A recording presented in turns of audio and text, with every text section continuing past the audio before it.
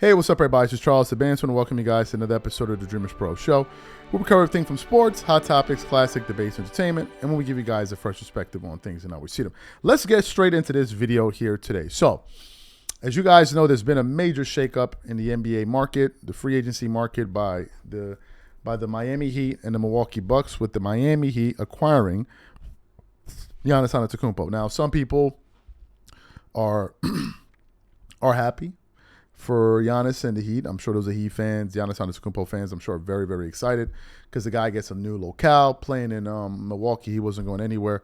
And it was clear that situation, it kind of ran its course and he was tired of playing there, right? So Giannis going to Miami. He gets a fresh start. He's going to be playing alongside some good players. He's going to be playing under the stewardship of the great Pat Riley. So I'm happy for Giannis, right? Because I was getting tired of hearing that story. And good for him. You know, if he wants to go play there, so be it. That's his prerogative. It is what it is. So you got that. But then there's still some other stories out there. And one of the bigger ones is we're still waiting for that shoe to drop between for the Los Angeles Lakers, between them, their negotiations between them and LeBron James. Now, as you guys know, I've made my position 100% crystal clear. LeBron can come back to the Lakers if he wants, but he should not be brought back for anything close to a max contract. We've even done some lives where Dave McMenamin said that the Lakers are going to offer LeBron money, but it won't be anything in the ballpark of a max contract. And some of LeBron fans, or a good amount of them, are pretty upset that they're not getting their way from the front because they don't care about the Lakers winning. They view the Lakers in a reverse reality. They think LeBron is the main guy, so therefore the Lakers should do everything to benefit him. They should probably trade Luka Doncic, give LeBron a max contract, trade away Reeves, and then build around LeBron. Like, that's what they want. But unfortunately, we live in reality, and that's not going to be the case. And a lot of people have been asking, why haven't some former Lakers come out and been more adamant about this guy getting off the damn team? Well, one person has, and that person continues to be one of the more vocal voices on the Lakers not giving LeBron a max contract, or even bringing him back. And that person is Byron Scott. Now, one of our viewers sent me this message yesterday on the channel. He's like, hey, man, check out what Byron Scott had to say. So I saw the video on Twitter, but it was like a short clip, and it didn't have any context. It was just like a short video of him. I said, no, I want to find the full context of what he was talking about, and I was able to find it on their channel. So what we want to do is we want to play the full comments of Byron Scott essentially tripling down on saying the Lakers should not bring LeBron James back next season, paying him max dollars. Take a listen to Byron Scott here, and I'm going to come back and continue on the show. Well, let's shift over to Los Angeles, our beloved purple and gold. What are the biggest priorities for the team this summer? I think first you have to find out what LeBron wants to do. I think that's going to be a big plus. And this, I really believe this.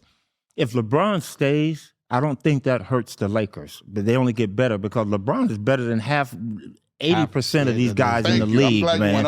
You know, 80% of all these guys that are playing now. You get a healthy Luka back. I think Reeves is going to be, that's going to be the one. Does he want a lot of money or a little bit of money to stay with the core? But the Lakers got, you know, I don't think their situation is as dire as everybody think it is. I think you have to make some adjustments, but it all starts with LeBron. Yeah. And I agree with Coop, man, because the problem is this. LeBron is at such a high level that it's like you can't even wrap your head around the fact that this man's been in 23 years of basketball. Because I said this before, his numbers are similar to when he was in Miami. The numbers don't lie. So if he's still putting up those kind of numbers, he's a valuable part of your team. The contract is the issue. You know, the only thing I didn't like about LeBron or his manager or whoever's speaking for him is saying that we'll go somewhere else and take less money. If you're willing to take less money with the Lakers. I done said what I done said a million times about this, you know. And again, like OP said, for me, $58 million, if you re-sign LeBron for anywhere close to that, it'll hurt the team. I think you do exactly what you did this year. You'll get to the playoffs, you're probably losing the first round, or you get lucky, you lose in the second round. I just don't think they can compete with OKC and San Antonio if they stay where they are right now and they re-sign him for, let's say, $40 million. So you save $18 million. Who you gonna get? You missing depth. You got to get younger. You got to get more athletic. And I think that's easier said than done, though, B, where you can revamp your bench. And I think Lakers aren't far off of that. But I think just the key is Luka. If he's healthy, if Luka's healthy, I really do believe they beat OKC. I think they beat them. And I think but can they beat the Knicks or San Antonio? Younger. That's when you're going to have to Wait, Coop. So you think if Luka was healthy this year? That they would have beat okay. Well, I think they would have won a game. Vanderbilt had to be healthy. Vanderbilt had to be. I just think that they would have done a better job. I do. What about guys just get in the gym and get better, improve their game? There you go. What about that? Yeah. I mean, Coop said probably the most important thing here is it's LeBron's decision. Him holding off all the way to the last minute, is that going to hurt the Lakers? No, because I think there's things you can do around all of that. Cool. That's $53 million, $55, $58 million. They have to make a decision. They can't wait till August. Is this going to be, like you just said, is this going to be a LeBron decision or is this going to be a Lakers decision? I think it's going to be a LeBron's decision. I think what he wants to do. You think it's going to be a Lakers decision? Yeah, I agree with B. They can't wait. Yeah, I think it's going to be a Lakers decision. They hold all the cards. I mean, like Coop said, as far as being respectful to him, or you want to show him, if they want to show him that respect as the king and we're going to give you the time to decide, they can do that. But I think they hold all the cards. And I think that they're going to make a decision probably a lot sooner than he's going to make a decision. July but you 2nd. know what? And my thing is the thinking has to be revamping your bench. What are you going to do with Ayton? What are you going to do with all those other guys on the bench? You can work around LeBron to make those situations happen. Obviously, there's a figure in their head on what they want to pay him. And so if I'm looking at it like that, if I'm Rob Pelinka and the powers to be, I'm making some moves down here. Because, again, it's not LeBron's fault they lost. I think we didn't have a bench. Yeah. We had no depth. So you got to get that solution figured out. That new general manager that they just brought in, yes, he's all about analytics and the dollars. So he's going to go to Pelinka and Lon Rose and everybody else and say, hey, these are the numbers, and this is where we are. Once collective bargaining kicks in, that new contract, July, we have to make a decision real fast. We can't wait on LeBron until August. I think LeBron will make a decision before then. Okay. But he said August. He hasn't even gone on his family vacation yet. How do you know about the family vacation? Wait a minute. Hold on. Pause here. Like, how do you know about this family vacation? That. You don't watch television? I watch everything that has to do with the Lakers. We see now. You following? You stalking him on social media? He was interviewed, and that's what he said. Okay, I believe you. I haven't even gone on my family vacation yet, so I can't even think about it. So I'll probably make a decision around August. Whether it was tongue in cheek or not, we don't know. I think LeBron knows what he wants to do already. He knows. I agree with Coop. I think he knows exactly what he wants to do now. Why don't we just get it out now so the Lakers can move forward with or without? Yeah. It's only going to make the team better. Of course. LeBron's coming back. You're giving it coming back. Is he coming back to the Lakers?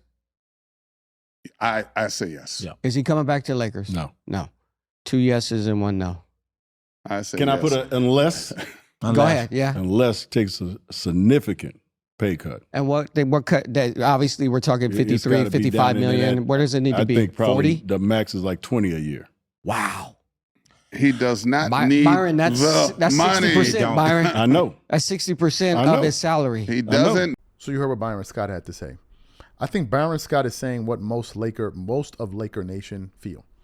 I don't think there's a Laker fan walking around anywhere that wants LeBron James back on the team. I don't think there is. I think there are Laker fans the LeBron fans that have become Laker fans that want that. But a Laker fan, you think the Lakers want to pay a 40-year-old, 42-year-old max dollars? That's not a Laker fan. No Laker fan wants, because they know that's not in the best interest of the franchise. Look at what's happening league-wide.